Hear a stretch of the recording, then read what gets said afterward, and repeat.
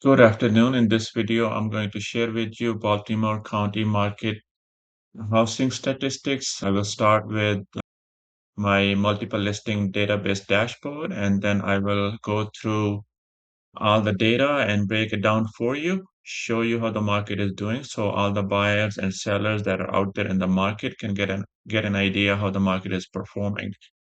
Give you some deeper dive into how the data looks. And just to let you guys know, I will start making these videos on every Friday. Hopefully, I will get in a regular routine. It's just that there's so many other things going on. Sometimes I lose track and miss the video. But if you look here, this is the MLS dashboard.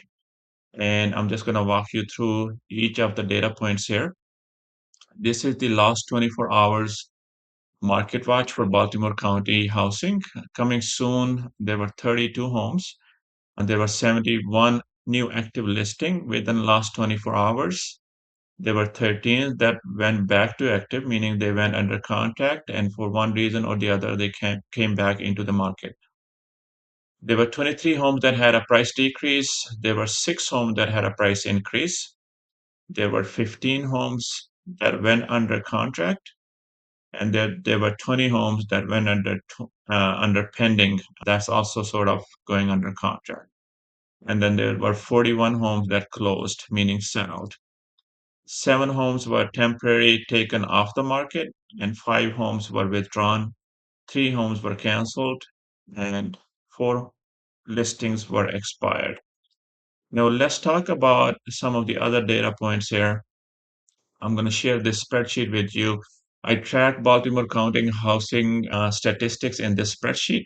And basically, this first tab of the spreadsheet shows you daily stats. So if we look at June 12th here, there were new active listings about 71, which I just shared. And total active listing right now for Baltimore County is about a little bit less than 1,300, 1,281.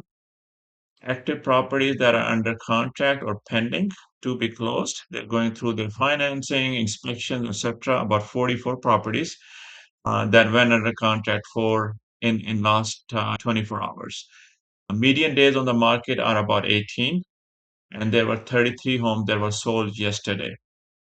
So that's kind of a snapshot. And then if we go into some other data points such as list to sale ratio, what a list to sale ratio is, meaning we can look at what the price was for the property when it was listed for sale and how much it actually sold for, and what is that ratio.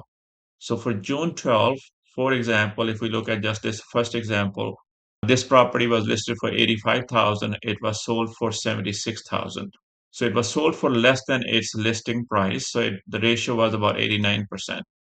If we look at this property here, it was listed for 150,000, it was sold for 150,000. So list to sold ratio was 100%. Then if we look at this last property, for example, it was listed for 525,000, it was sold for 622,000. So it was sold above asking and the list to sold ratio was 118%. So if we look at this data, it shows that there were about 8 homes that were sold below its list price, and there were about 4 homes that were sold at the list price, and then there were about 13 homes that were sold above list price or above asking price. What that shows is that the market is still pretty strong and there are more homes that were sold above their asking price. So that indicates that it's a stronger seller's market still. Although market is shifting slowly, but it's still a strong market. Then if we talk about absorption rate, you know, absorption rate basically shows you how many new homes are coming into the market and how quickly they're being absorbed in the market. So if we look at active listings are 1,281 as of today. There were 733 homes that were sold last month. So really the active supply is about 2 months of supply that we're sitting on right now. So it's taken a little bit less than 2 months to absorb for the market to absorb that supply. So that's how the absorption rate looks like. So we're still in, a little less than or about 2 months of supply. So we're still in seller's market. So if you find a good deal out there, grab it, make an offer, and sellers are still doing pretty well, although buyers still have some good choices, and the market is still pretty strong. So that's my video for the day, and I will get you another market update next Friday. Take care. Bye.